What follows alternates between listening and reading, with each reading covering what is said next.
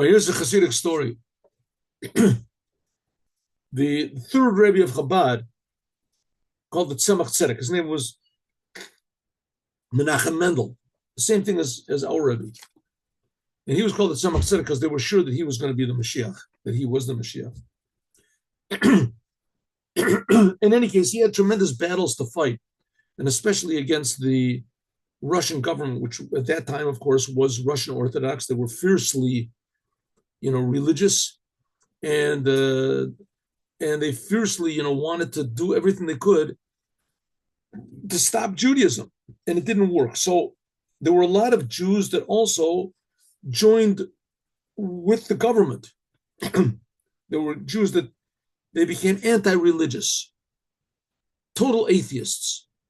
And the big enemy of atheism is Judaism. That's a big enemy. That's a big enemy. So one of these atheists went and told I guess the minister of education or whatever it was, that the Jews learn this thing called Kabbalah. And Kabbalah is very dangerous and very bad. And you have to forbid learning Kabbalah. There were other cases where they wanted to forbid the Torah and they wanted to do this. I told that story also about someone said, okay, so here we go. So the minister of education, the minister of religion, whatever it was, this is the Tsar's government, right?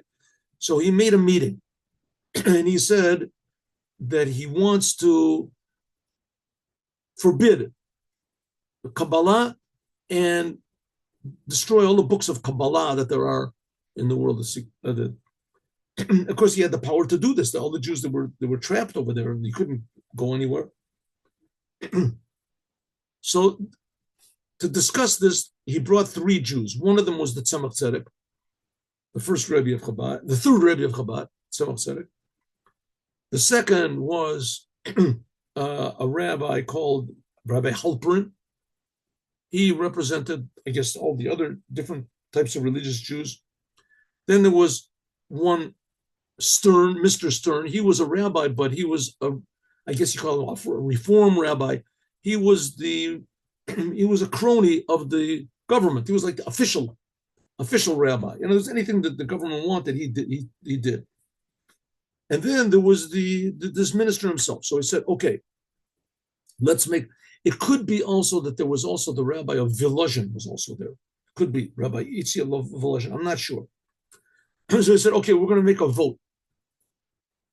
So the Tzemach Tzedek, he voted against closing down destroying Kabbalah. And this Rabbi Halperin also voted against. And the rabbi of Volozhin, for whatever reason it is, he abstained.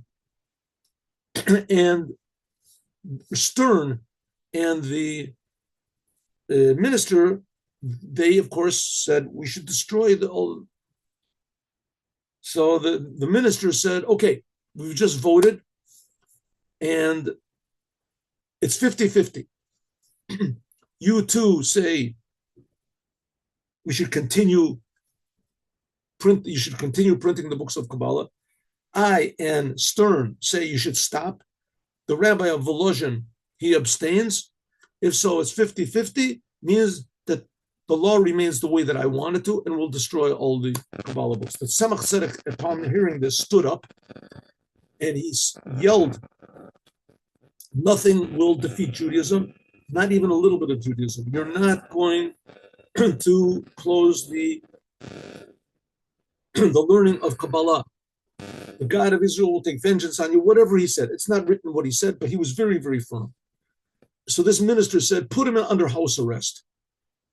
And they put him under house arrest, and they put him in the next room at Tzemach Tzedek. And they continued the meeting. He continued explaining how they're going to destroy all it. Okay, happened to be, this whole thing happened on Friday, Erev Shabbat, right before Shabbat. And the Tzemach Tzedek, he started saying a prayer that we say before the Mincha prayer, before Shabbat. And it's called Patach Eliyahu. It's in the beginning of what's called the book of the Zohar, Tikkuni Zohar, the introduction to it. So he was saying this, Petach Eliyahu, and he was saying it in sort of like a melody. But the Tzemach Tzedek was a very holy person. And holy means that bringing godliness into the world, the physical world. So his voice was very beautiful, and it was not a religious way he was singing, it was a godly way. So the minister couldn't speak. He was listening to this melody, he couldn't speak. It was through the wall. It was through the wall. So the minister said to this helper, what's he singing? What is he singing over there? He said, he's singing what you want to forbid. It's the introduction to the Zohar. That's what he's singing. He said, He said, okay. So he told the soldiers, bring him out. So they brought him out and they put him in, they brought him back to the room. And he said, okay, it's 50-50. You two say we shouldn't destroy the learning of Kabbalah, that we should continue learning. And me and Stern say that we should. And the third rabbi, he abstains. So it's 50-50 means that I'll reconsider. There's no decision made. Okay, so they went back. They went back to the room. Usually where they were staying was like a 15-minute walk if you walked through the park. But if you didn't walk through the park, it was like a half an hour. They had to make a... So the Tzemach Tzedek, he was together with another Chassid or one of his sons. I think one of his sons. So he said, today, when we go back to our room, let's go back through the park. So which was unusual because usually in the park there were not nice things. And in any case, they walked through the park. And there they see Stern sitting on a park bench, smoking a cigarette. Shabbat. He's sitting and smoking a cigarette. So the Tzemach Tzedek says to him, sticks out his hand and said, tell me, do you believe in heaven? And Stern did not believe in heaven. He didn't believe in anything. And Stern put the cigarette behind him. He said, yes, I do. He said, well, if tomorrow you vote, when we have the meeting tomorrow, if you vote against destroying Kabbalah, in other words, we agree that we can continue learning Kabbalah, I promise you'll have a place in heaven. So Stern,